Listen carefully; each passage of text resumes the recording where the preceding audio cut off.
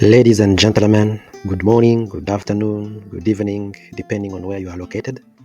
Welcome again to our episode, to Braba Talk, where we are tackling different subjects, different topics, and even heavy ones, so that we can exchange and have idea on what is happening around us without following blindly, without having a critical thinking on anything.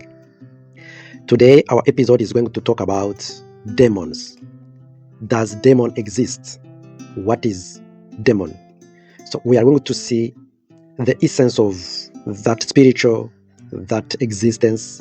Where are they coming from? How are they formed? Are they really existing? Demon is a common name that we take from different languages, but it is also spread to different languages. If you go in other languages, you can see that demons are démon in French. And by looking at the root cause or the root, the etymology of that word, you see that there are some thoughts, some ideas that are not good for people, but bad spirit or bad thought, if we can say. That is the power, the energy of bad feeling that can lead to the bad action. And that can also lead up to the bad attitude. The demon, if I'm going to translate it, it's a kind of double spirit. We will try to see what is the spirit, when the spirit is formed, where does it operate. In the beginning, I would like to let you know that we will emphasize on three things: the universe, the human being, and God. A person, as you can see him, he is not a thing. A human being is energy. That is energy that can change the appearance. The way you can see the water can change the appearance. If you can see, water can become ice, and you can see and you can touch it, you can put it in a bag, that can be heavy. And the water can also be transformed, be liquid. You can hold water like ice, and it can change the shape and become water, it become liquid. It's the same as the universe. The universe is not nothing. Every creature, everything that is in the universe, you included, that is the image of universe. And you, a person, as a person, you are image of the universe. Like if a person is dead and you can put him in a place where you can always visit him, he can die with 200 kilograms or 100 kilograms, let's not exaggerate. If you continue visiting him day by day, you will realize that that person is losing kilo. And at a certain moment, he can disappear. It means that he's coming from one shape, going to another one. What does it mean? It means that that body that you were seeing disappeared from the universe. So rotting is not disappearing, it's changing form. Something rotted, it's like when you are putting seeds in the land, it rots and it becomes something else. It means that it changed, but it transformed itself. It changed the image, the shape. So the person died, it means that he has changed the shape. He was transformed. It's the same as the ideas that are operating in the universe can change images. So the image of the universe is composed by visible things and touchable things but not visible, and visible things that are not touchable, and untouchable things and that are not visible. A human being is one among them. So it can happen when there is a decomposition of his body from visible to invisible. It means that the human being is not coming from the universe. So the universe is being generated by the human being. So I want to repeat it. What happens in a human being inside himself is what is being done in the universe and done by the universe. So you are one among the composite of the universe. So everything that passes through the system of your thinking, let's say that you are driving, you are listening to a music, that you are sitting yourself thinking. When that thought is always passing through your system of thinking, it reproduces. I mean, if it continues to come back again in your system of thinking, it generates your feeling or the way you feel yourself. It is good to explain it very well so that everyone can understand it. So let us emphasize on the feeling. So feeling is untouchable thing, but you can see it in an invisible thing. So the way you feel yourself, it's something that also can reproduce. This is a very big mystery in the universe. So that is the reproduction. Your thought can reproduce and generate feeling. So the way you feel yourself, when it continues, it reproduces, it generates emotions. So emotions means energy in emotion. So that is the energy that is moving, coming from one place to another one. It means that transmission is being fed by coming and coming again in your thinking system. And if it is being fed, it will grow, it will exist. So that emotion, that sentiment that was reproduced has been fed by your energy. So as long as it is eating, it will generate a kind of body, a fat body. It will grow, it will become big, and it will become an existing, I'm not trying to say a living, but an existing. And that energy will become like a creation in a living or in a room where you are always having conversation. For example, you're asking yourself about something again and again. The way you bring it back always, it will become strong, big, and it will start even talking to you back.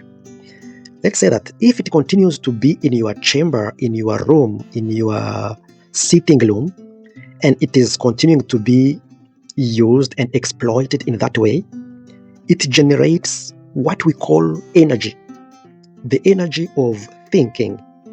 That is one that comes and lead and order where we use our energy, where we use our body, the way we use our tongue, the way we use our legs.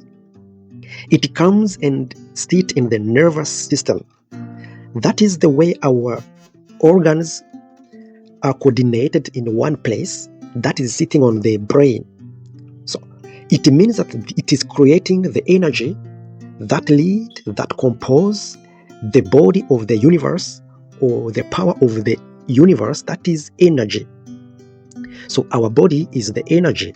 When it is in that state, I can say that the power of visible starts acting depending on how that power of thought has been created, has been shaped in you, within you.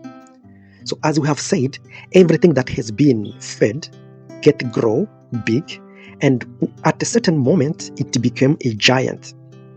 Depending on what we went through, it's like when they talk about demon, it's something that is related to your experience, from what you have seen, from what you have listened to, from what you have experienced. So there is a way you have contact with the cause or the root cause of what created the energy that is within you. That is called the power of the image of the original thought of you. That can come from the angst, the anxiety, or the fear you had when you were a child. So that image is what is created within you and becomes strong and big. So that thought, that energy started as a thought of what happened to you, of what you have seen, of what you have heard about, of whatever experience you experienced, and become something great. It started as invisible thing, untouchable thing, but when it comes back Let's say when a cow has grassed some grasses, and at a certain time it brings them back and chew them again. They are no longer what went in the stomach before. They become something else and go back again with another shape. So everything that is coming in our brain, in our nervous system, it became also, or soon or late, a kind of voice. So as long as you are continuing to feed that voice, like if you give it attention, if you give it a way to grow, it produces itself, it gets energy, it gets power, what we have called energy. So that energy is somehow strong, is somehow powerful for itself. So that energy is something that can be considered like electricity energy. It grows and change form and then become like a program. Let's see what a program that you have in your computer. That is something you create so that it can make what you can do. It can do what you want it to do, even when you are not there. Just have an example of those robots you can see on the street, on the road, just flashing people, driving so fast. There are also other robots that are working in some houses, in industries, in companies. They can bring this and that. They can pick up a carton. It means that that robot can also exchange ideas with you. You know what is happening to what we are using as ChatGPT. We are making a conversation with them. It's the same. So that reproduction we are talking about of that program, it's the same as that voice became a kind of a program that can even work and make something without your authorization. It works by itself without that you give it attention. In that case, it doesn't need your idea. It is no longer depending on the food that you are giving to it. It means that it has become independent. So it has abandoned all ramifications that were coming from you, the same as a child can grow up.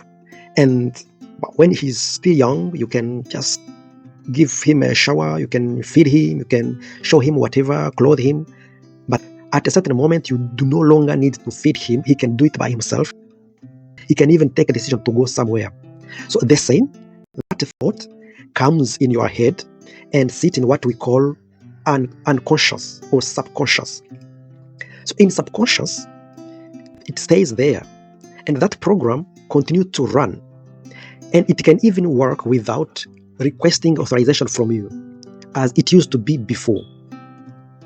Now, it is no longer requesting your authorization because it is now independent. As long as you continue to feed it, it will be transformed to a chain on which you do no longer have authority. That is a chain. So nowadays, people are afraid that as long as we continue to feed the technology or artificial intelligence, it will become our enemy. So that is the great fear of the world, that the artificial intelligence will become the enemy of a human being. In the same way, that program that has been installed in your brain has taken the possibility and authorization and even authority to function by itself.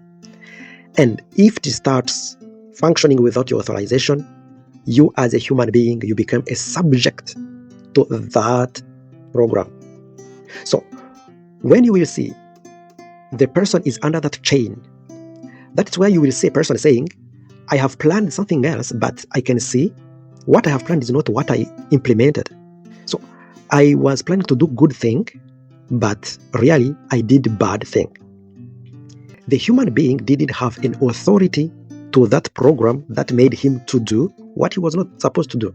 That is where the Apostle Paul said, always I plan to do good thing, or the good thing I plan to do is not the one that I do. Instead, I do the bad.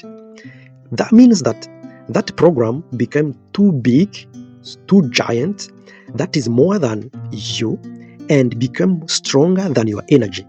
Meaning that if you see a person addicted to something, for example, having sex intercourse, using drugs, or doing masturbation all the time. So if you don't like that kind of attitude, those small things that we can talk about that if you don't like to get angry so fast, but you find yourself that you are very, very angry, and you have decided a couple of days or a couple of months ago that you will be holding yourself and you will never get angry to that level, it means that what is happening is what you have created has now the power on you. And that is what you are calling, that you are naming the demon. So that demon, that power you have created from what you have seen, from what you have listened to, from where you have put attention, become now against your existence, your will, and your functioning. That's where some believers are saying we are having a lot of energy from the bad spirit.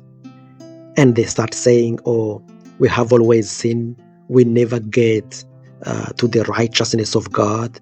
That's why Jesus has come to redeem us. Of course, the role of Jesus, the role of God, we are not questioning it. But in a certain moment, at a certain point, people start transferring that bad thing to another existing one that is powerful more than them.